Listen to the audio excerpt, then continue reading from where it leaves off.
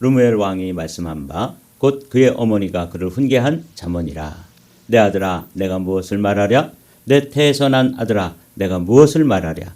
서원대로 얻은 아들아 내가 무엇을 말하랴?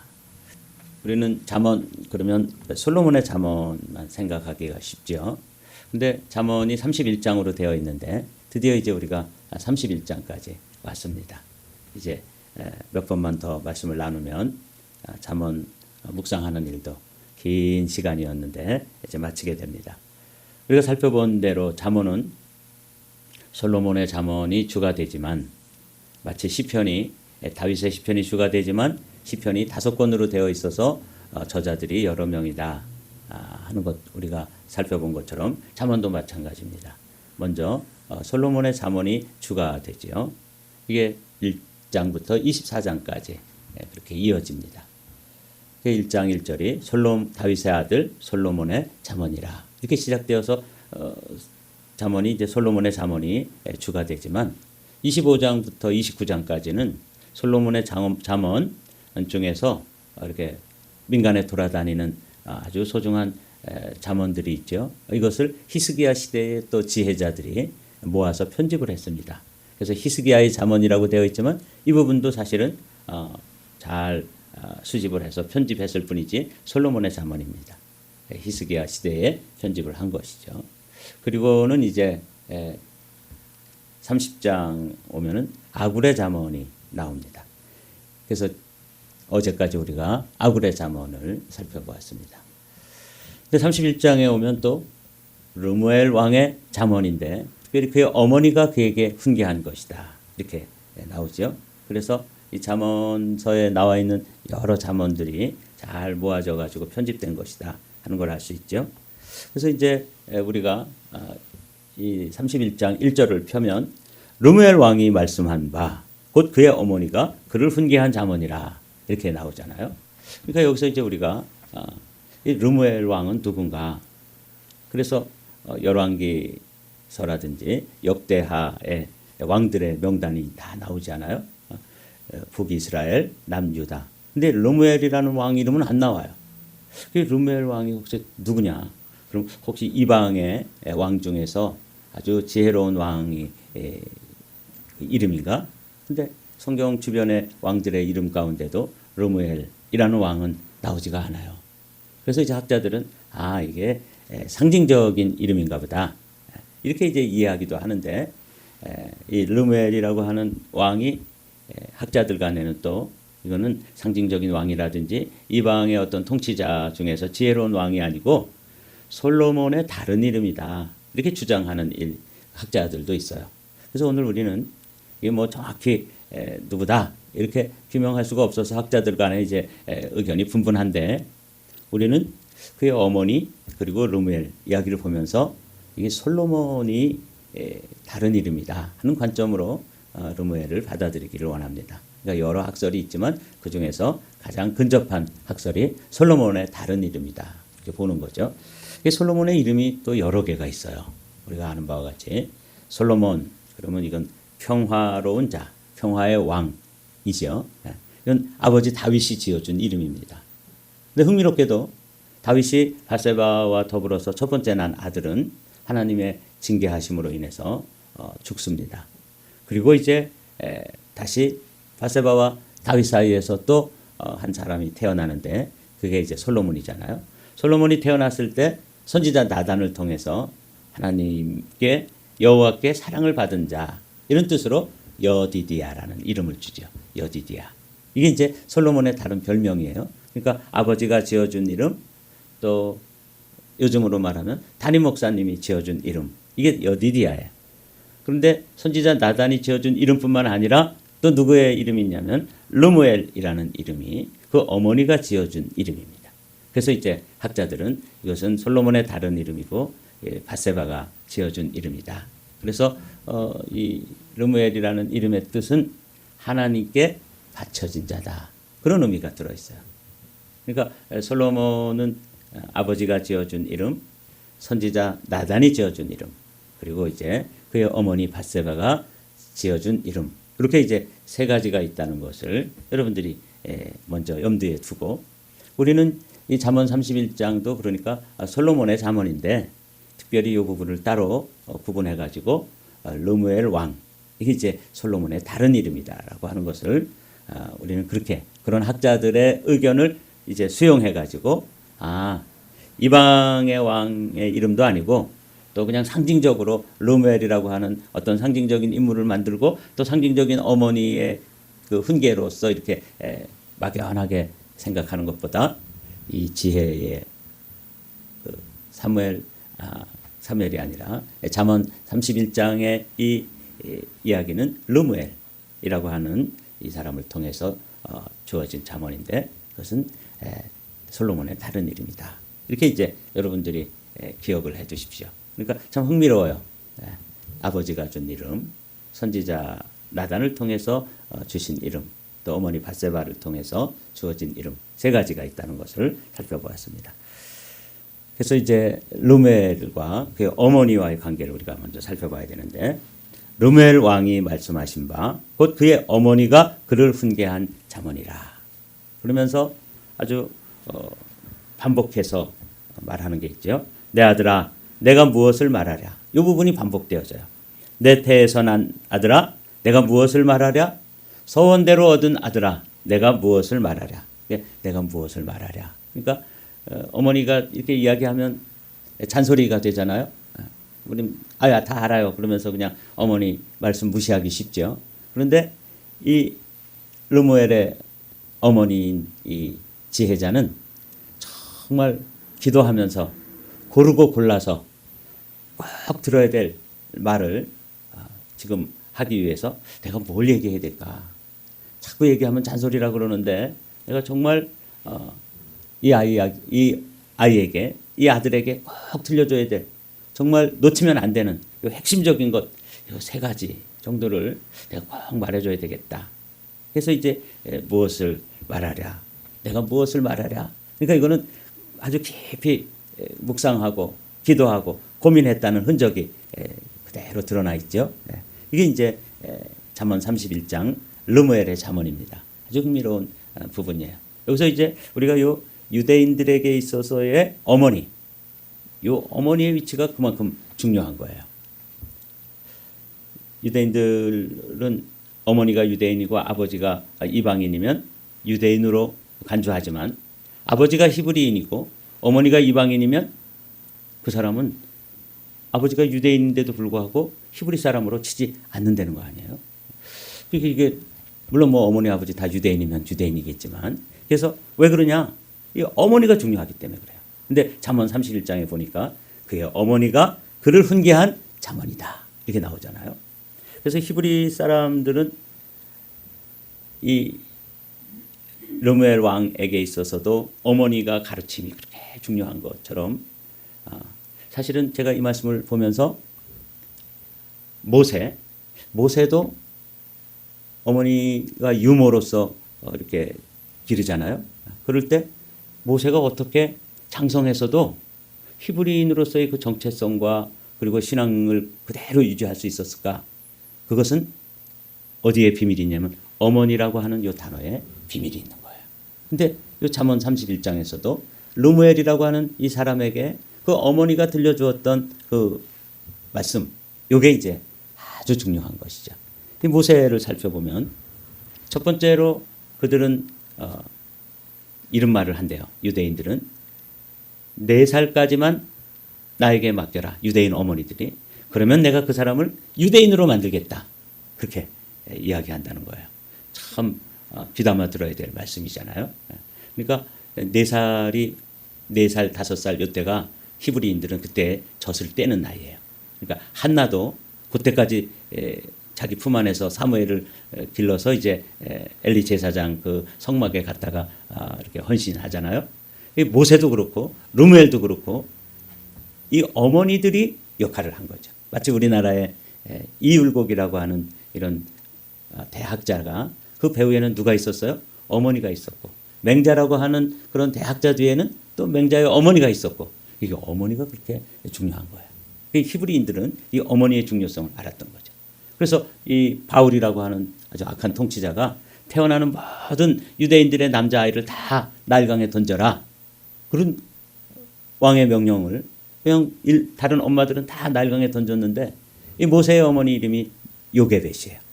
그 요게벳은 그 아이가 태어났는데 너무 준수하고 아름다운 것이에요. 그래서 그 아이를 차마 죽이지 못하고 3개월 동안 집에서 길렀는데 점점 목소리가 뭐 우는 소리가 우렁차고 이러니까 숨길 수가 없잖아요.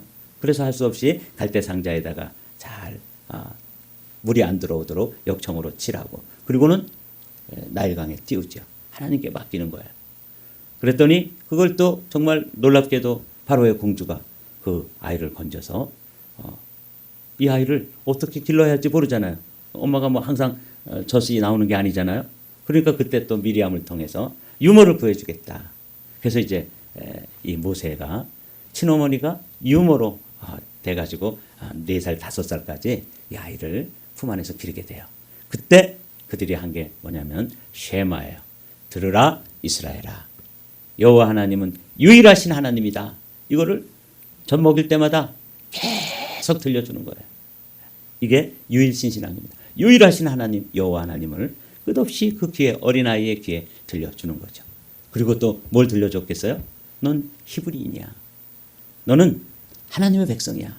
그래서 신앙적으로 여호와 하나님을 그리고 민족적으로 그 히브리인이라고 하는 이를 그리고 그들에게 역사를 가르칩니다. 그러니까 어릴 때도 가르치지만 이제 5살 이후에 가정에서도 절기를 통해서 역사를 가르치잖아요. 이 히브리인들이에요. 아주 중요한 것은 언어를 가르친다는 거예요. 히브리어를 가르치는 거죠. 그러니까 그 4살, 5살까지 이 모세가 어머니의 품 안에 있었고 르무엘도 그렇고 한나도 그렇고 언어를 배우는 거예요. 그러니까 언어를 통해서 자신이 히브리인이라는 것 그리고 하나님의 백성이라는 것 이런 거를 그 언어에 얼이 담겨 있잖아요. 그래서 이 언어 어떤 나라를 식민지로 지배하려고 그러면 그 나라의 언어를 말하지 못하게 하고 식민지 언어를 가르치는 거죠. 그래서 우리나라도 일본어를 막 가르치고 그랬는데도 우리나라 사람들도 우리나라 말을 잘 간수했어요. 우리나라는 문자도 있고 언어도 있는 그런 탁월한 민족이에요. 이 히브리인들이 그 어머니의 품 안에 있을 때 이걸 가르친 거예요. 근데 르무엘도 똑같이 가르치는 것이죠. 그럼 뭘 가르쳤느냐? 내 아들아, 내가 무엇을 너에게 말하랴? 어떤 말을 해서 너를 사람 되게 하고 너를 히브리인으로 그리고 하나님의 자녀로 길러야 될까? 그렇게 하면서 이제 그 어머니가 말씀하셨던 교훈을 3절에 또 말하고 있습니다. 내 힘을 여자들에게 쓰지 말며 왕들을 멸망시키는 일을 행하지 말지어다. 아들에게 너 여기 요 여자들이라고 되어 있는데 이 여자들 중에 예외가 있어요. 누구냐면 어머니 그리고 또 누가 있어요? 사랑하는 아내 그리고 딸. 이건 예외예요. 그리고 다른 이성에 대해서 늘 자기를 절제해야 되고 주의해야 된다. 특별히 왕이 되면 뭐 아무 예쁜 여자들을 다 자기가 소유할 수 있잖아요. 궁중에 있는 여인들은 다 왕의 여인들이에요. 그런데 르무엘 왕 솔로몬에게 이거 주의해라. 근데 이제 솔로몬은 이걸 지키지 못했죠. 그런데도 자기가 어머니의 가르친 대로 살지 못했지만 내가 다음 때에는 나는 이 말씀대로 살지 못했지만 이 말씀을 꼭 전해줘야 되겠다. 그래서 이걸 지혜의 말씀으로 잠언으로 기록하고 있는 거예요. 내 힘을 여자들에게 쓰지 말며. 이거 아주 주의해야 될 목회자가 됐든 꼭 왕이 아니더라도 우리 자녀들에게 꼭 이거 가르쳐야 돼요. 아주 우리나라에서도 잘 정치 지도자나 이런 사람들로 아주 유망한 사람들 중에 이 이성 문제 때문에 한 방에 날아간 사람들 심지어는 서울시장까지 하다가 이 이성 문제 때문에 자살을 하고 역사의 뒤안길로 사라진 많은 사람들 알고 있죠? 대단한 사람들. 그냥 그 사람들이 이 이성관계에 문제가 없었다면 지금 우리나라의 대통령 후보로 거론될 만한 그런 사람들 많아요. 그런데 그냥 한 방에 날아가는 거예요. 이게 왜 그러냐면 그걸 알았던 것이죠. 내 힘을 여자들에게 쓰지 말며 왕들을 멸망시키는 일을 행하지 말지어다. 이렇게 이제 첫 번째로 어머니가 훈계해 주시는 거예요. 또 이 어머니의 훈계를 보면 술을 또 조심하라고 가르쳐 주시는 거예요. 르무엘아, 포도주를 마시는 것이 왕들에게 마땅치 아니하고 왕들에게 마땅치 아니하며 독주를 찾는 것이 주권들에게 마땅치 않도다. 내가 무엇을 말하랴? 내가 무엇을 말해라? 3번 나오잖아요. 근데 이 르무엘 왕의 어머니, 우리는 이제 밧세바라고 그렇게 이제 정해놓고 이 말씀을 묵상하는데, 이 밧세바는 이 말을 할 줄 아는 그런 어머니였어요. 특별히 가르치는 데 있어서 이 3이라고 하는 숫자가 참 소중합니다. 그래서 마땅치 아니하고 마땅치 아니하며 마땅치 않도다. 그래서 뭘 가르치려고 그러냐면, 여자도 조심해야 되지만 술 조심해야 된다. 이 포도주, 독주 이런 거 마시다가 인생 망치는 거죠. 보십시오. 그거 왜 그러냐? 그 이유를 이제 5절부터 7절까지 그 어머니가 자세히 설명해 주는 거예요. 술을 마시다가 법을 잊어버리고 모든 곤고한 자들의 송사를 굽게 할까 두려우니라. 술이 취해서 술이 왕이 되면은 그 어주라 그러죠. 왕이 마시는 술은 얼마나 또 고급지고 또 그 귀한 술이겠어요. 오래 묵은 것, 또 몸에 좋은 것, 별의별 술이 다 있잖아요. 마귀가 개발한 술들이 수천 가지 종류가 있는데, 그게 다 왕들이 마셔보면 이것도 맛있고 저것도 맛있고, 포도주도 종류별로 얼마나 진귀한 것들이 많았겠어요. 그 왕이 마시는 술, 그 어주에 취하여 있다 보면은 법을 잊어버린다는 거죠. 그래서 정말 그 정신이 혼미한 상태에서 제대로 나라를 통치하지 못하고 법을 정의롭게 세우지 못하기 때문에 너는 술을, 포도주를 마시는 것이 마땅치 않고 마땅치 아니하며 마땅치 않도다. 이렇게 강조하는 거예요. 그 자녀들에게 우리도 가르쳐야 되겠죠. 너 이성 조심해야 돼. 이 이성 문제가, 이 성 문제가 결국 가정을 파괴하고 하나님 나라의 질서, 창조 질서를 파괴하는 그런 아주 하나님의 소중한 선물이기도 하지만, 이 소중한 선물이 결국은 자칫하면은 다른 여자, 나에게 허락되어진 어머니, 그리고 아내, 그리고 딸 외에 다른 여자에게 눈길을 주고 마음을 주는 것은 결국은 그 하나님의 질서를 무너뜨리는 것이기 때문에, 사단은 이것을 가지고 얼마나 장난질을 많이 치는지 몰라요. 정치 지도자들만 무너지나요? 목회자들 중에서도 아주 유능하고 정말 영적으로 탁월한 사람들도 이 문제, 여자 문제, 술 문제, 이거 가지고 그냥 어느 날 그런 스캔들이 나면은 그냥 더 이상 사역을 못하는 거죠. 이렇게 무서운 것이기 때문에 르무엘의 어머니는 너 여자에게 힘쓰지 마라. 다른 여자를 이야기하는 거죠. 또 술 마시는 거 마땅치 않다. 특별히 술이 이렇게 법을 잊어버리기도 하지만, 독주는 죽게 된 자에게, 포도주는 마음에 근심 있는 자에게 줄지어다. 그는 마시고 자기의 빈궁한 것을 잊어버리겠고 다시 자기의 고통을 기억지 아니하리라.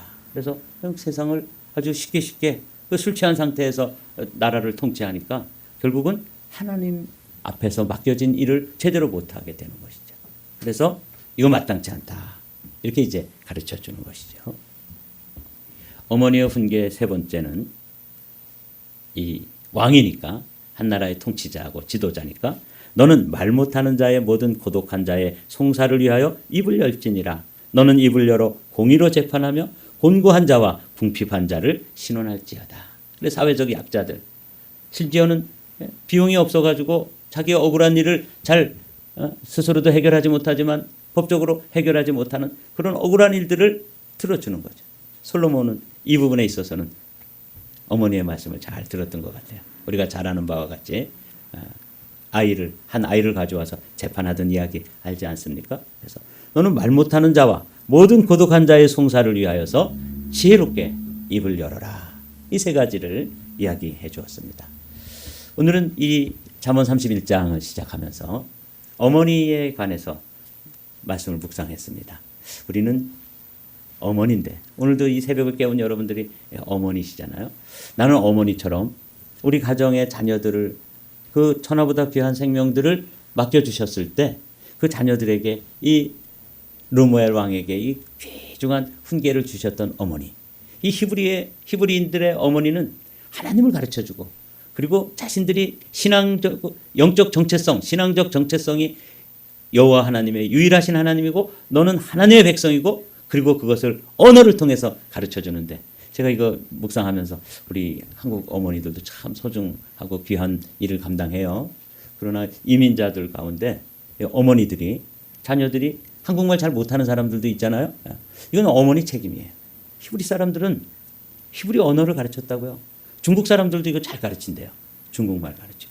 일본 사람들이 중국 사람들보다는 못하지만 일본말 가르친대요.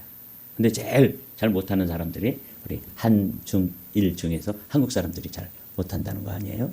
저는 이 르무엘 왕의 이야기 잠언을 펼치니까 르무엘 왕의 잠언인데 이것은 그 어머니가 훈계한 것이다. 그러니까 그 어머니의 지혜로운 말씀을 잘 들었다가 여기서 지금 풀어놓는 거예요. 사랑하는 성도 여러분, 오늘도 르무엘 왕의 잠언 이게 31장을 우리가 시작하게 되는데 여기서 꼭 기억해야 될 단어 하나가 뭐냐면 어머니라는 요 한 단어입니다. 어머니가 어떻게 왕을 만들어 가는지, 어머니가 어떻게 한 사람을 히브리인으로, 믿음의 사람으로, 말씀의 사람으로, 기도의 사람으로 만들어 가는지를 오늘 보게 되는 거죠. 여러분, 기도 제목으로 삼으십시오. 여러분이 어머니고, 근데 지금 나는 이제 자녀들이 다 장성했는데 어린 손자 손녀들이 있습니까? 그러면 그 손자 손녀들의 어머니를 여러분들이 위해서 기도하시고 그 어머니를 깨워야 돼요. 그래야지만 그 자녀들이 이 히브리 사람들이 쉐마 교육을 통해서 토라 교육을 통해서 그리고 그들의 언어를 심어줌으로써 히브리인으로서 믿음의 사람들로 세워지지 않습니까? 이거예요. 오늘 저는 어머니라고 하는 한 단어를 여러분들이 오늘은 마음속에 간직하고 나도 정말 하나님 앞에 갔을 때 부끄럽지 않은 어머니, 그런 어머니가 되기를 결단하시고 지금 다 자녀들이 장성해서 이제 말 안 들으면 그 자녀들의 자녀들을 기르고 양육하는 그 어머니를 여러분 위해서 기도하셔야 돼요.